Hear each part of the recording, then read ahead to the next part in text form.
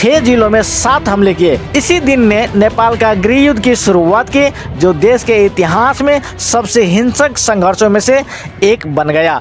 इन हमलों ने देश में हलचल मचा दी, जिसे राजाशाही और माओवादी विद्रोह के बीच का जो संघर्ष था ये और बढ़ गया और लोगों के मन के अंदर में एक भय पैदा होने लगा और यहाँ से ये युद्ध और विध्वंसक होते गए और 10 वर्ष तक ये युद्ध चला। इस विद्रोह में सरकार और माओवादी बलों के बीच कई बड़े हिंसक घटनाएं हुई, जिस घटना में लगभग 17,000 लोग मारे गए और 5,000 करीब लोगों को आज भी अता पता नहीं है। नमस्कार दोस्तों, स्वागत है आपका मेरे चैनल माय विजिट 360 पर। आज हम बात करने वाले हैं नेपाल के एक काले अध्याय के बारे में, एक ऐसे युद्ध के बारे में जिसने एक पूरी पीढ़ी को झकझोर कर रख दिया।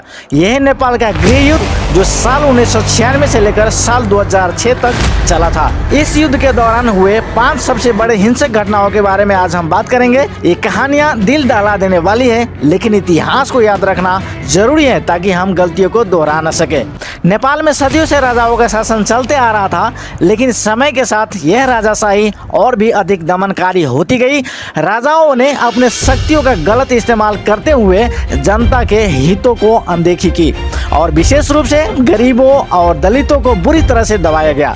इस दमनकारी शासन के खिलाफ आवाज उठाने के लिए नेपाल में एक नई ताकत उभरी, नेपाल कम्युनिस्ट पार्टी माओवादियों ने गरीब, दलित और उपेक्षित समुदायों की आवाज बनकर सशस्त्र विद्रोह का बिगुल फूका। उनका लक्ष्य था एक ऐसा नया नेपाल बनाना जहां पर हर व्यक्ति को बराबरी का हक मिले और सभी लोग समान और स्वतंत्रता के साथ जी सके। साल 1996 में पार्टी ने सशस्त्र विद्रोह शुरू किया, जिसके दौरान हजारों लोग मारे गए और देश की अर्थव्यवस्था बुरी तरह से प्रभावित हुई। इस विद्रोह में सरकार और माओवादी बलों के बीच कई बड़े हिंसक घटनाएं हुई, जिस घटना में लगभग 17,000 लोग मारे गए और 5,000 करीब लोगों को आज भी अता पता नहीं है। जिसमें पहला घटना 3 फरवरी 1996 का है।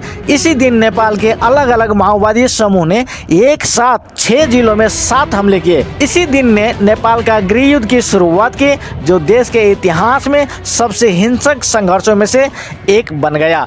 इन हमलों ने देश में हलचल मचा दी, जिसे राजाशाही और माओवादी विद्रोह के बीच का जो संघर्ष था ये और बढ़ गया और लोगों के मन के अंदर में एक भय पैदा होने लगा और यहाँ से ये युद्ध और विध्वंसक होते गए और 10 वर्ष तक ये युद्ध चला। दूसरा हमला माओवादियों ने 24 सितंबर 1998 में रोल्पा जिला के दुन्नई में किया था।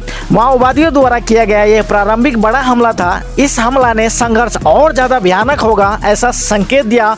माओवादियों ने डोल्पा जिले के मुख्यालय दुन्नई में पुलिस स्टेशन और सरकारी कार्यालयों पर हमला किया। इस हमले में 14 पुलिसकर्मी मारे गए और माओवादियों ने भारी मात्रा में हथियारों को लूट लिया। इस हमले ने माओवादी का शक्ति को बढ़ते हुए प्रभाव को प्रदर्शित भी किया। तीसरा सबसे विध्वंसक घटना सिन्धुलीगढी हमला को माना जाता है। सिन्धुलीगढी किले पर माओवादियों द्वारा किया गया यह हमला बेहद घातक था। माओवादी विद्रोहियों ने भारी हथियारों के साथ किले पर हमला किया और नेपाल सेना के कई जवानों को मार गिराया। इस हमले में माओवादी बलों ने किले पर कब्जा कर लिया और भारी मात्राओं में हथियार भी लूटे। इस घटना ने माओवादियों की सैन्य क्षमता और रणनीति सोच को उजागर भी किया। चौथा हमला माओवादियों द्वारा 13 अप्रैल 2002 में बर्दिया जिला में किया था।